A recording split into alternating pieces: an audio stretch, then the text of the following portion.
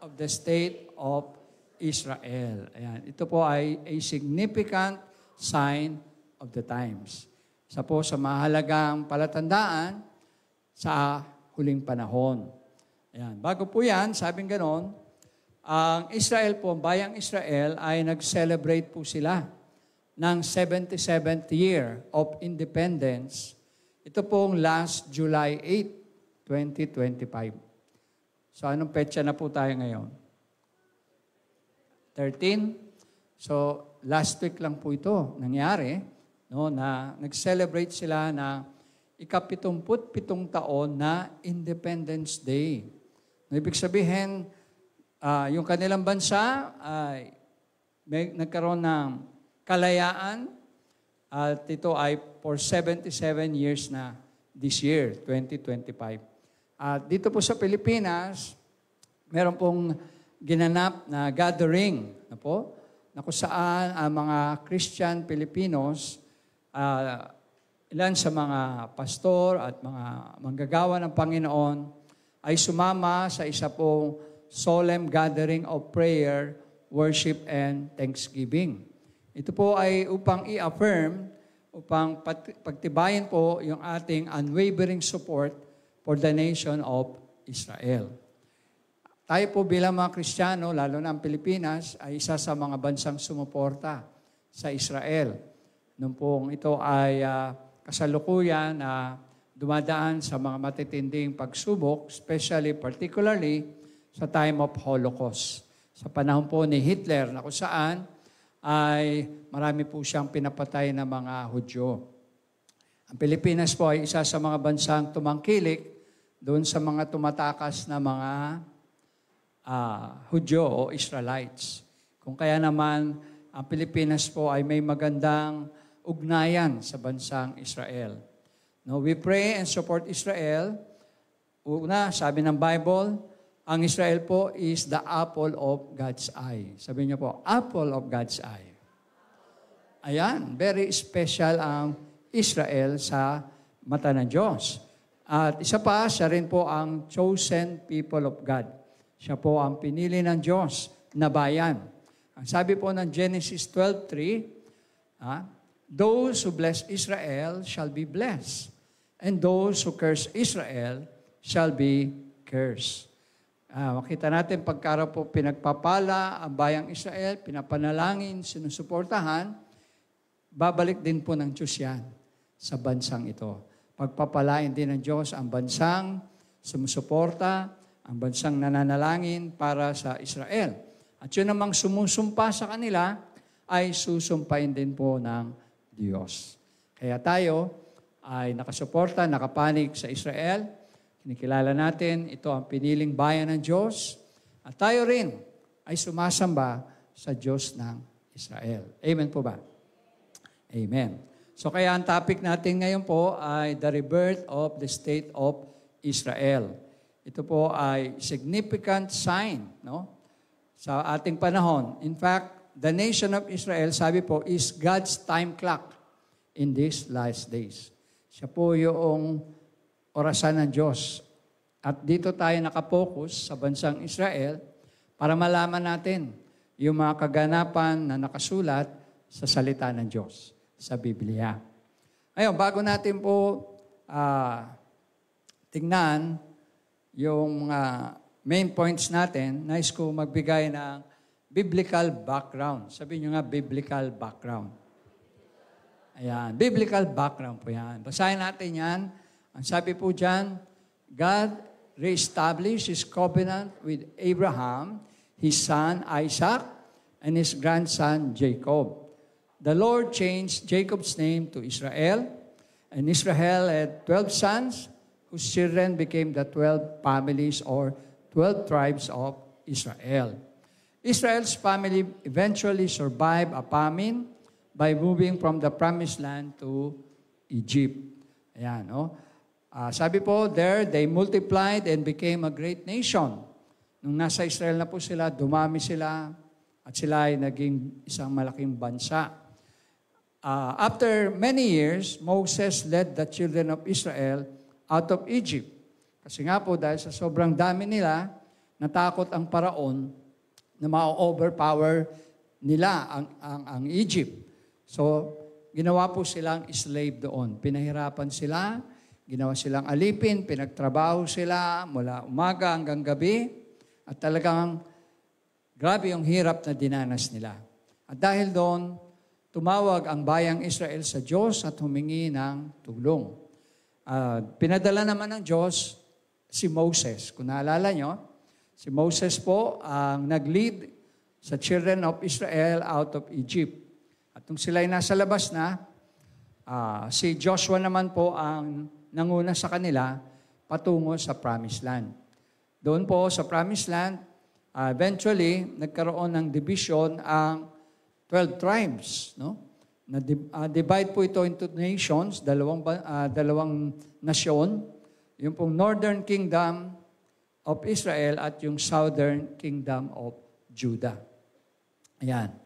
So, doon po, ang background po ng ating pag-aaral. No?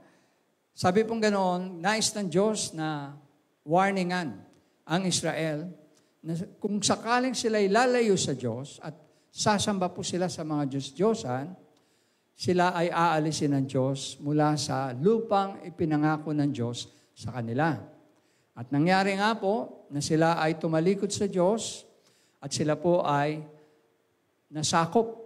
They were conquered and carried away from the Promised Land.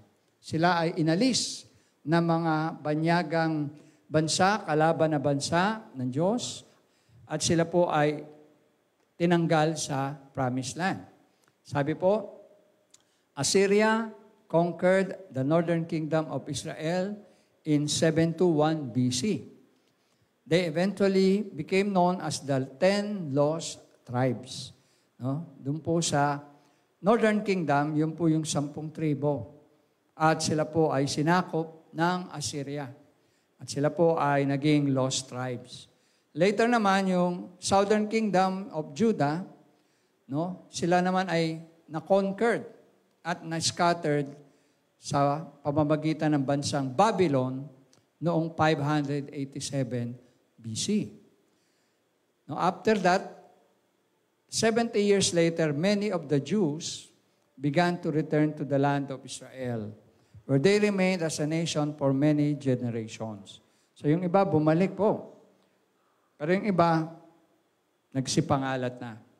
Noong 70 AD at AD 135, ang Roman Empire naman po, winasak nila ang Jerusalem.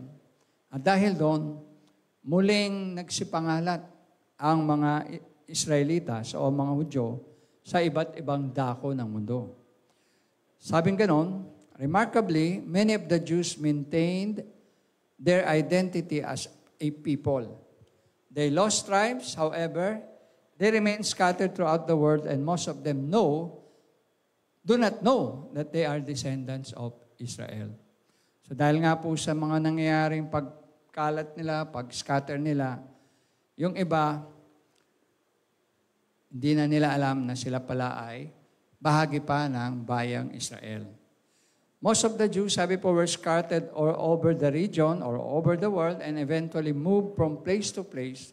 Ang dahilan po, to avoid persecution, which continues to this day. So speaking of persecution, shinare kanina ni Lau, yung sa North Korea, ang Israel, way back pa po sa time ng Bible, pine-persecute na sila. Inuusig na sila, pinapatay na sila, gaya nga po ng ating pinag-aralan, may mga bansa na gustong burahin sa mapa ang bayang Israel. At nangyari na nga po na nawala na sa mapa ang Israel, pero ito ay muling ibinalik. Ang tawag daw po sa dispersion ng mga Israelites ay tinatawag itong diaspora. Sabihin nyo nga, diaspora. Ulitin natin, diaspora. Ayan, ito po yung pagkalat ng mga Hudyo sa iba't ibang dako. Sabi po, yung pong the scattering of Israel was not only historical event, but it is also a fulfillment prophecy found in the Old Testament. Sa Old Testament po, makita natin sa Deuteronomy 28:64, ano pong sabi diyan? Prophecies that the Lord would scatter Israel amongst the people. Sinabi na po yan ng Panginoon, doon pa lang sa Book of Deuteronomy, na ipapangalat niya ang kanyang bayang Israel. Sabi, however, the Bible also speaks of a future gathering of Israel, promising that God would one day bring His people back to their land. Ang dahilan kaya po sila nagsipangalat at pinasakop ng Diyos sila sa ibang bansa ay sapagkat sumuway po sila sa Diyos. Tumalikod sila sa Diyos. Inabandon nila ang Diyos, sumamba sila sa mga Diyos-Diyosan. At yun ang dahilan kaya pinatikim ng Diyos sa kanila yung lupit ng mga bayan o mga bansang kanilang tinangkilik at sinamba. So, pero hindi rin nagtapos. Ang Diyos ay mahabagin pa rin. Amen. Hello? Andiyan ba kayo? Ang Diyos ay mahabagin. Ang Diyos ay mapagmahal pa rin sa kabila ng kanilang pagtalikod sa Diyos, sa kabila ng kanilang paglayo sa Panginoon at pagsamba sa mga Diyos-Diyosan, ay binigyan pa rin sila ng Diyos ng pag-asa. Binigyan pa rin sila ng Diyos ng pagkakataon, magbalik loob sa Kanya. Kaya sabi po, ang theme ng scattering and gathering is central to Jewish theology as is seen as process of both punishment and eventual restoration. So yung nangyari sa bansang Israel, bayang Israel, ay kasabay po ito ng punishment and restoration. So makikita natin na ganoon ang pagtrato ng Diyos sa kanyang bayan. Ganoon ang kanyang pagtingin sa kanyang bayan. Na sa kabila na sila'y nagkasala, sila'y tumalikod, sila'y sumamba sa Diyos-Diyosan, binigyan pa rin sila ng Diyos ng pagkakataon. Magbalik sa Kanya. Sabi sa historical content natin, na for centuries, sabi dyan, pwede ba natin basahin para naman may kasabay ako magbasa? Sabay-sabay po tayo. For centuries, the Jewish people had been dispersed with their ancient homeland under various empires. The Zionist movement, advocating for a Jewish state, gained momentum in the late 19th and early 20th century. So yan daw po, no? Noong 20th and 19th century, nagkaroon ang Zionist movement na magkaroon sila ng Jewish state. No? Sa kabila na matagal na silang nagkawatak-watak. And then, sumunod po dyan sa historical context yung Balfour Declaration. Sa Balfour Declaration, basahin natin, the 1917 Balfour Declaration, a statement by which British government expressed support for the establishment of a Jewish national home in Palestine. So ito pong Balfour Declaration ay isa pong statement ginawa ng British government na kung saan nagpakita sila ng support at establishment ng Jewish national home sa Palestine. At kasunod po niyan na nangyari ay yung British Mandate. Sa British Mandate, basahin po natin anong sabi. After World War I, ayan, League of Nations which included provisions for a Jewish national home. So, nung pong tapos ang World War I, nagkaroon ng power ang mga Britanya o British government at kanila pong minandate ang League of Nations na kung saan sinama na nila yung bansang Israel. Noong naman pong post-World War II, sabi diyan, following World War II and the horrors of Holocaust, panahon po ito ni Hitler. Panahon niya ni Hitler, ha? There was a need for a Jewish homeland and it then became more urgent. Dahil nga po marami ang pinatay ng mga Hudyo during that time, marami po ang humihingi ng tulong at yung ibang bansa sa United Nations, nagkaisa sila na suportahan ang Israel. Kaya nung pong 1947, sabi diyan, the United Nations proposed a plan to partition Palestine into separate Jewish and Arab states. Kaya naman, nagkaroon po sila ng tinatawag na Declaration of Independence. Noong May 14 po, 1948, palagay ko wala pang buhay, may mga buhay na ba sa atin, no? Wala pa siguro, no? May 14, 1948. Ayan po, yung leader nila sa Jewish Agency na si David Ben-Gurion ay nag-declare po ng establishment of the State of Israel. Kasabay noon, kinilala rin ng United States President na si Harry Truman ang pagkilala sa Israel, sa bayang Israel. Kaya naman muling pinanganak ang bayang Israel noong pong May 14, 1948. Ito po ay kanilang rebirth of Israel ay makikita natin na as fulfillment of biblical prophecy. Sabihin nyo nga, fulfillment of biblical prophecy. Katuparan ng mga sinabi ng salita ng Diyos. It is also a testament of the resilience of Jewish people and a significant event in modern history. Ayan, napakahalaga po na makita natin kung paano ang sinasabi ng salita ng Diyos ay natutupad. Sapagkat ang prophecy po, ang salita ng Diyos, ay pinagkaloob upang malaman natin ang mga kaganapan at maging ang mga magaganap sa huling panahon. Ito po ay para tayo ay tulungan maging handa. Tayo po ay tulungan na maging malapit lalo sa Diyos, lalo na sa ating panahong kinabubuhayan, sa panahon nating kinalalagyan, sapagkat lahat ng palatandaan na inihula sa Bible ay nakikita ng Diyos. Ang Diyos po ay may mga pangako sa Biblia na Kanyang tinutupad. At hindi lamang ito pang bayang Israel, kundi mga pangako rin na pwede natin pong angkinin bilang mga tagasunod ng ating Panginoon. Napakaraming pangako ang Diyos sa Biblia at kung ating itong sasampalatayanan, paniniwalaan, susundin at i-apply sa ating buhay, sigurado po, mararanasan natin ang kasagutan ng Diyos, ang pagtulong ng Diyos, ang pagliligtas ng Diyos sa lahat ng ating buhay. Amen po ba? Ayan. Sabi diyan, ikalawang point natin sa verses 11 to 12, yung Israel's regathering, ang pagtitipon ng Diyos sa bayan po ng Israel. Ang halimbawa nito, sabi diyan, ay ang verse 11.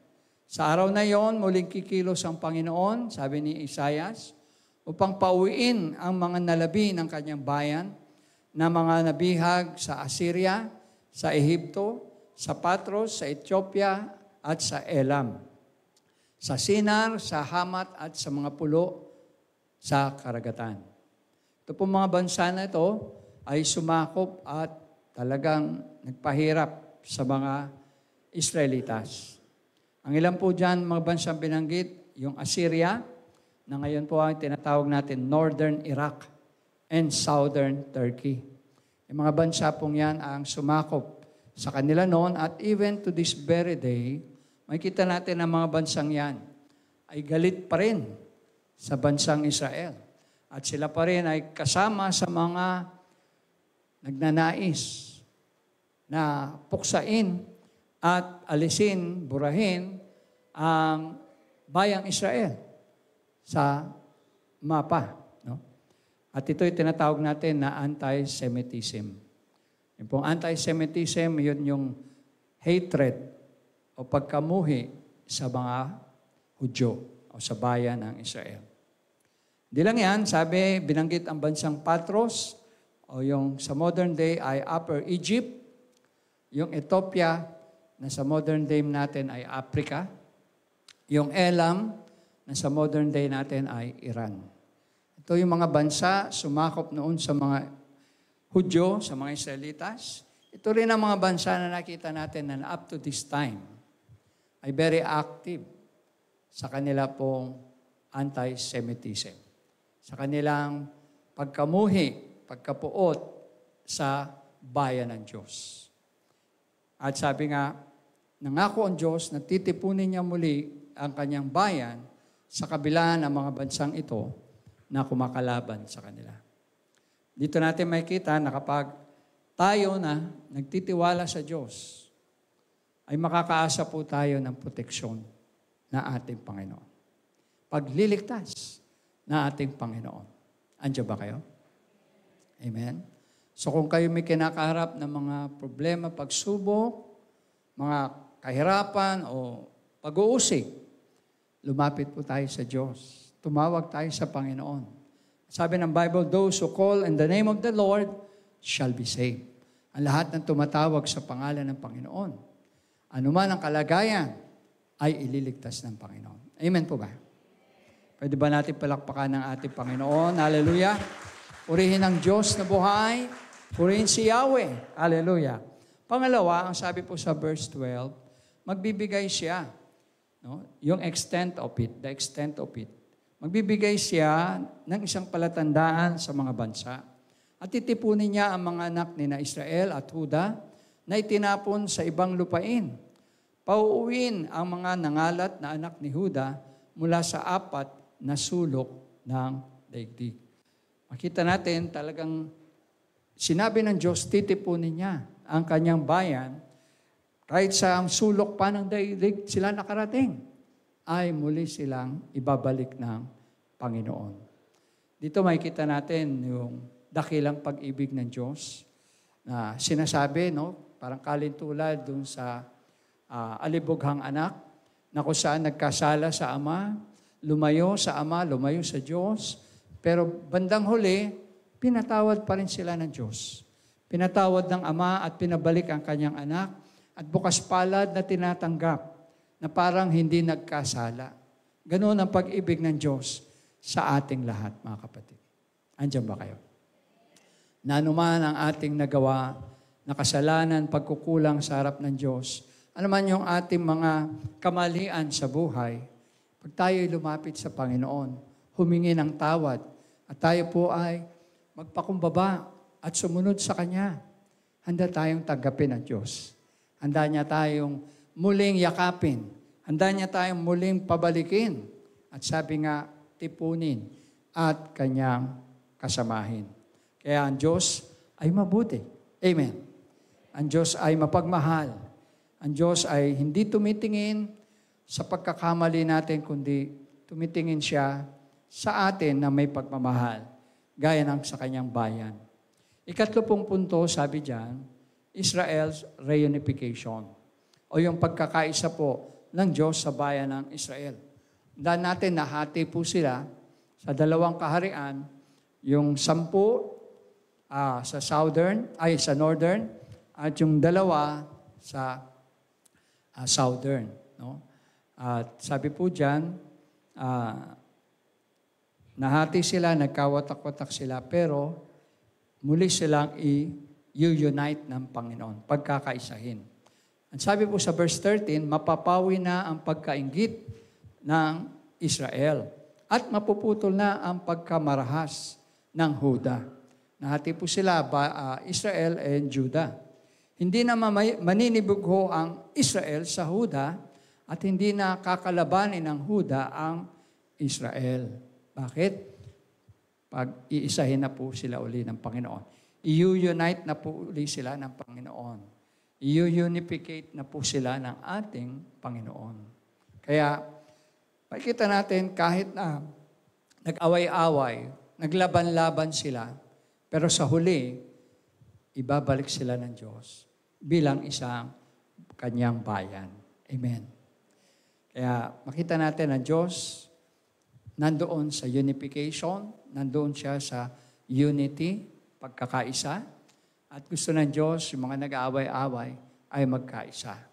Gusto ng Diyos, yung mga naglalaban-laban ay magbati-bati na, magkampi-kampi na. Amen? Unification. Number 4, sabi, Israel's revenge. Israel's revenge. Sa 14 and 15, yan yung paghiganti ng Diyos para sa bayan ng Israel. Sabi diyan, lulusubin nila ang mga Pilisteo sa kanluran at magkasama nilang samsamin ang ari-arian, ang mga bansa sa silangan, sasakupin nila ang Edom at Moab at susundin sila ng mga Amonita. Tutuyuin ni Yahweh ang dagat ng Ehipto at magpapadala siya ng mainit na hangin upang tuyuin ang ilog Euphrates. Ang matitira lang ay 7 maliliit na batis na tatawiran ng mga tao. Yan. Noong time na yun po, ito yung paghihiganting binanggit ni Propeta Isaias sa mga bansa na sumakop at umapi sa bayang Israel. Makita natin, sabi ng Bible, ang paghihiganti ay nasa Panginoon. No? Revenge is mine, sabi ng Panginoon. Minsan, hindi natin, o gustuhin man natin, gumanti. No? Pero, tunay na paghihiganti, kapag lalo sa mga naaapi, ay sa Diyos po yan. Ang Diyos po ay nasa panig lagi ng mga naaapi. Andiyan ba kayo? Kaya pag pakiramdam nyo, kayo'y inaapi, may nang aapi sa inyo, lumapit tayo sa Diyos, humingi tayo ng tulong. Kung tingin nyo parang naargarabyado kayo, o kayo po ay mistreated, o kayo po ay masyadong tinetake advantage ng iba, lumapit tayo sa Panginoon. Sapagkat ang tunay na hustisya ay nanggagaling sa Diyos. Amen po ba? Amen. So dito po sa number 5, point natin ay yung Israel's refugees. Sabi nyo, Israel's refugees. Yan po yung mga bihag sa bayan ng Israel. Ang sabi ng verse 16, magkakaroon ng isang malapad na daan mula sa Assyria para sa mga nalabi ng kanyang bayan. Kung paano ang Israel ay may nadadaanan nang sila'y umalis mula sa Ehipto. Ayan. Yung po mga matitira, ang sabi diyan ay magkakaroon sila ng daan para umalis sa Ehipto. Magkakaroon sila ng pagkakataon na sila'y mapalaya. At sino po ang magpapalaya sa kanila? Ang Diyos ng Israel. Ang Diyos ng Israel na nangako na hindi sila pababayaan at di rin sila iiwanan.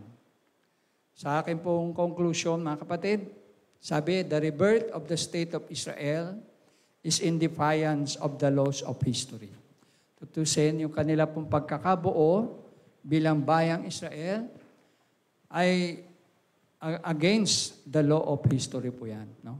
Wala pang nangyaring ganyan sa kasaysayan ng mundo na mabura.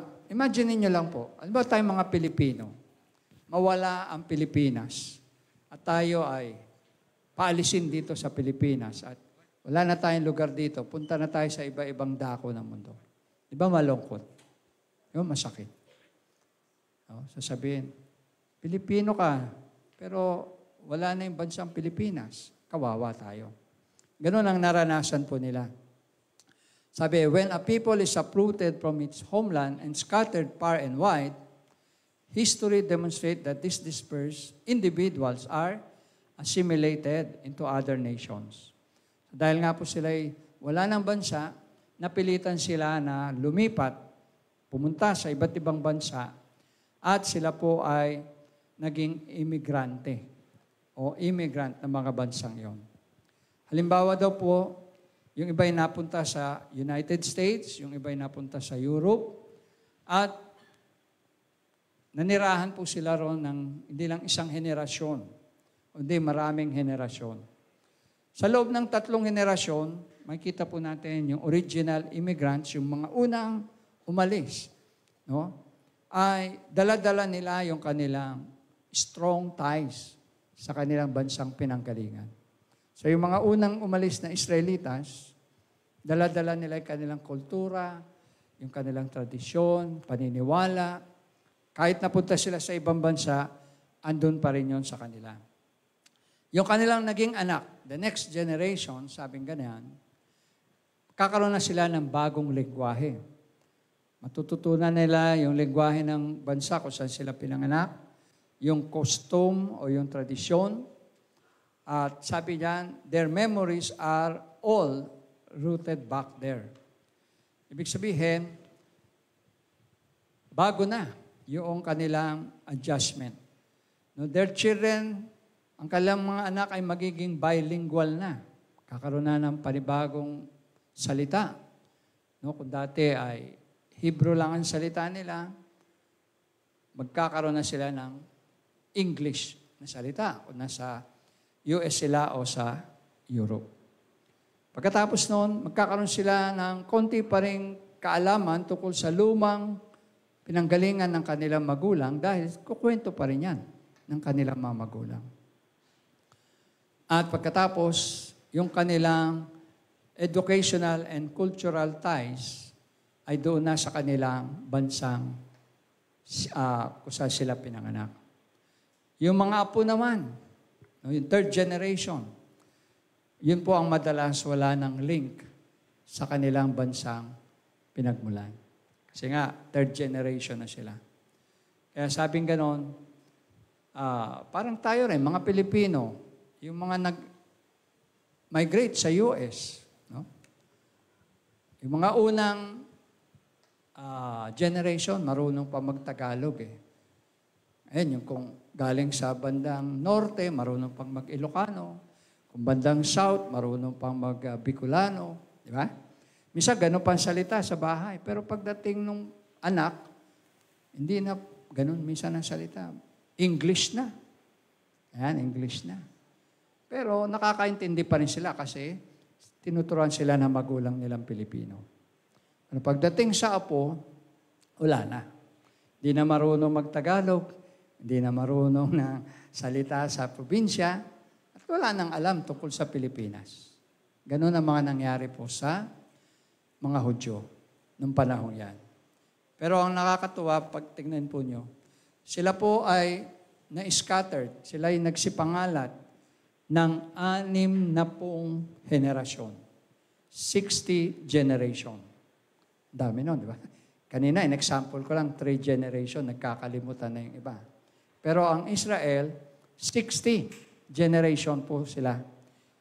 Pero hindi lamang daw nila na-preserve ang kanilang national identity, meaning kahit ganong katagal na nawala sila sa bansang Israel, napanatili nila ang kanilang identity, nationality, language, no?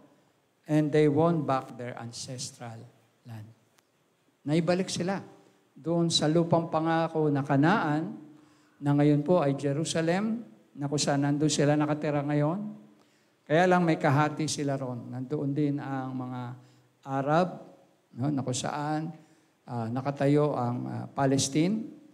Pero sinunod pa rin ng Diyos yung kanyang pangako. Kaya tandaan natin mga kapatid, tayo nasa Panginoon, makakaasa tayo na mga pangako ng Diyos sa kanyang salita ay kanyang tinutupad. Ang kanyang pangako sa atin na tayo ay kanyang ililigtas, kung tayo ay sasampalataya sa kanya, kung tayo ay susunod sa kanya, kanya tayong dadalhin kung saan siya ay naroon sa kanyang kaharian sa langit. Kaya patuloy po tayong maging matapat sa Panginoon, mga kapatid, dahil ito na yung sign, palatandaan, malapit na bumalik ang Panginoon. At sa kanyang pagbabalik, naway sama-sama tayo. Sasalubong sa kanya, sama-sama tayo na makakapiling na ating Panginoon. At sa umagang ito, tayo po yumuko, tayo pumikit. Nawa ay sa puso natin ang mensahe ng Diyos. Na ang Diyos ang nagliligtas sa atin. Ang Diyos ang tumatawag sa atin. Siya ang pumipili sa atin at handang magligtas sa atin. Kaya sa umagang ito, kung nais natin ang kaligtasan ng Panginoon, anyayahan ko po kayo na sumunod sa maikling panalangin na ito ng pagkilala at pagtanggap sa ating Panginoong Hesus. Sabihin po natin, Panginoong Hesus, sumasampalataya po ako na ikaw ang anak ng Diyos na buhay, na ikaw ang haring darating. Sa oras na ito, tinatanggap kita, O Diyos, sa aking puso bilang aking Panginoon at tagapagligtas. Sulat mo po ang aking pangalan sa iyong aklat ng buhay. At ako po, Diyos, ay susunod sa iyo simula ngayon.